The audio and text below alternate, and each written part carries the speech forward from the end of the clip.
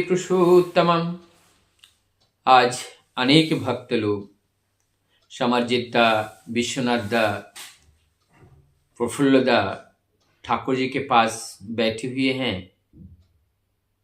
और बातचीत चल रही है। हमारे इस जीवन में श्रेय दीक्षा की जरूरत क्यों है? श्रेय का मतलब होते हैं श्रेष्ठ। श्रेष्ठ की दीक्षा लेना जरूरी क्यों है? ठाकुर जी उत्तर देते हुए कहते हैं, जब तक हम किसी श्रेष्ठ जन को अपने जीवन का केंद्र या आदर्श या अपने जीवन की कोई प्रिय श्रेयजन को नहीं बनाते हैं, तब तक हमारी ये जो देह है, जिसके अंदर प्रवृत्तियां हैं, इंद्रियां हैं, इसको नियंत्रित करने का जो चाबी है वो अनुराग ही होता है।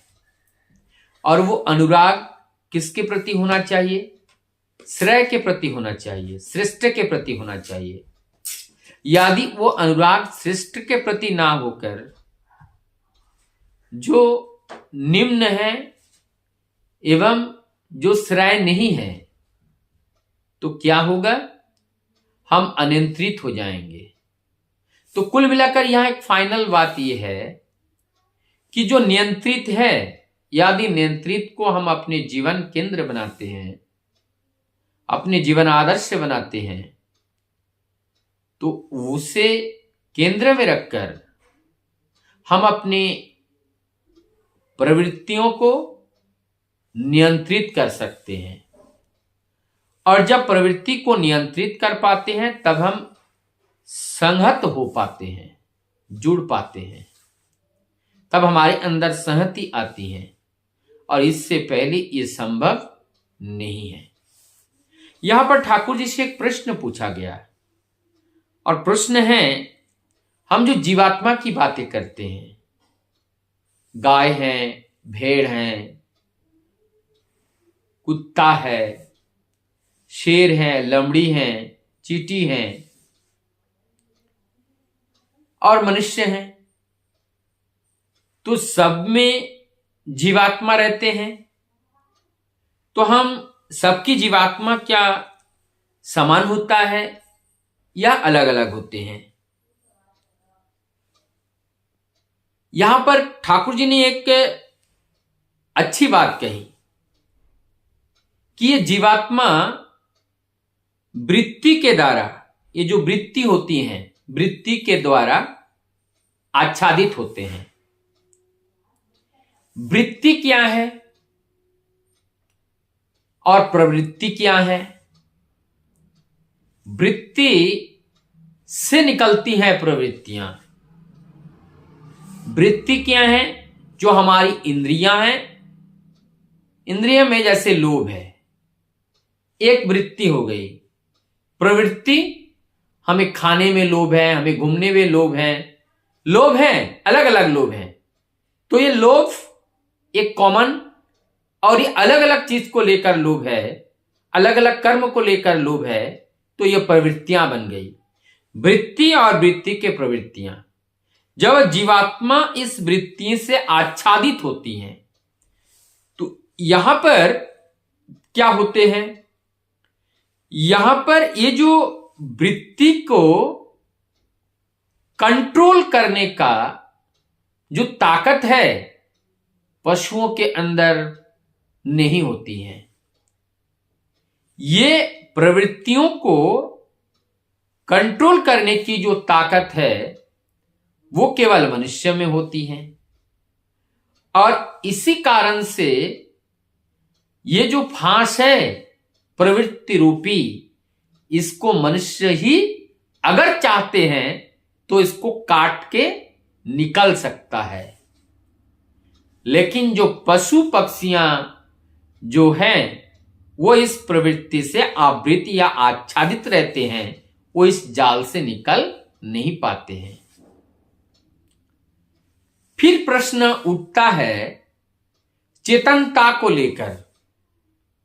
क्या ये पेड़ पौधे, पशु पक्षी, मनुष्य, पहाड़ पर्वत, नदी नाले, क्या ये जीवित हैं? ये चेतन है इसमें?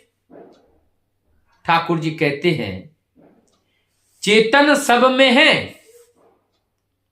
लेकिन किसी में कम, किसी में ज्यादा। आप ठाकुर जी से प्रश्न पूछा गया कि चेतन अगर सब है तो आप तो कहते हैं जो चेतन है उसको अगर हम हत्या करें तो पाप होगा। तो हम जीवन जीने के लिए जो भी चीज हम अपने प्रयोग में लाते हैं, साग सब्जी चावल दाल, तो इसके अंदर तो चेतन है और उस चेतन को हम भोजन के रूप में ले रहे हैं, तब तो यहां पे हमें पाप लग रही है। ठाकुर जी कहते हैं जब उनका जीवन काल प्रयोग पूर्ण हो जाता है तब उनको जीवन काल पूरा होने से यदि वो हमें अपने कार्य में, पोषण में उसको लेते हैं तो उससे कोई पाप नहीं लगती है। कैसे? हम लोग चावल, गेहूं, ये फसल पूरा जब पक जाता है तब जाकर के हम लेते हैं। हम उस चैतन्य गाछ पेड़ को नहीं काटते हैं। फल परिपक्व हो जाते हैं, मैच्योर हो जाते हैं और उन्हीं के अंदर भी चेतनता है, लेकिन वो हमें पोषण दे रहे हैं और पोषण देने के बजाय से उनको लिया जा सकता है। हमने उनको मार करके नहीं लिया, उनका जीवन काल पूरा हो गया, उसके बाद उसे हमें इस्तेमाल किया। क्या ऐसा इस्तेमाल जीवन काल पूरा हो जाता है? ऐसा कई सुअर में होते हैं, ऐसे कई गाय में होते हैं, ऐसे मुर्गे में होते हैं, ऐसे मीट में, मछली में कई होते हैं। ऐसा नहीं होता है, इनका जीवन काल पूरा ऐसा नहीं होता है। ये केवल शाकाहारी में, पेड़ पौधे में, फल में होते हैं। बैगन हम लेते हैं तो बैगन ले रहे हैं, जो भी सब्जियां ले रहे हैं, इसके अंदर चेतनता है, लेकिन वो अल्प चेतन है।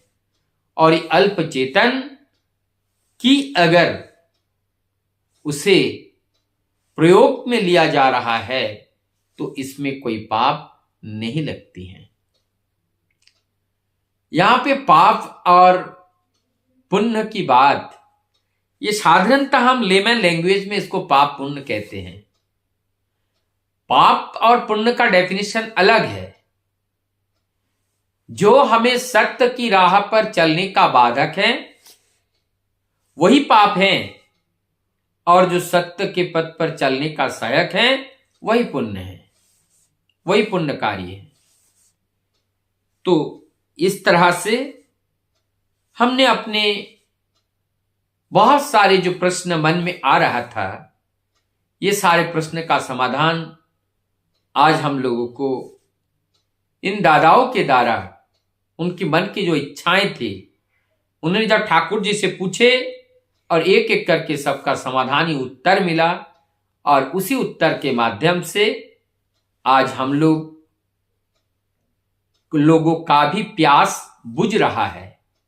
और युग युग तक इस तरह का प्यास बुझाने के लिए ठाकुर जी का दिया हुआ ये जो अमृत ग्रंथ हैं, ये सहज सिद्ध होगा और हो भी रहा है।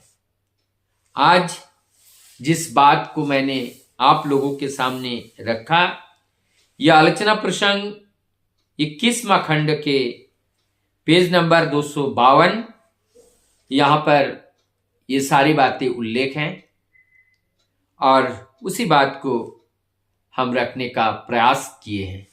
वंदे।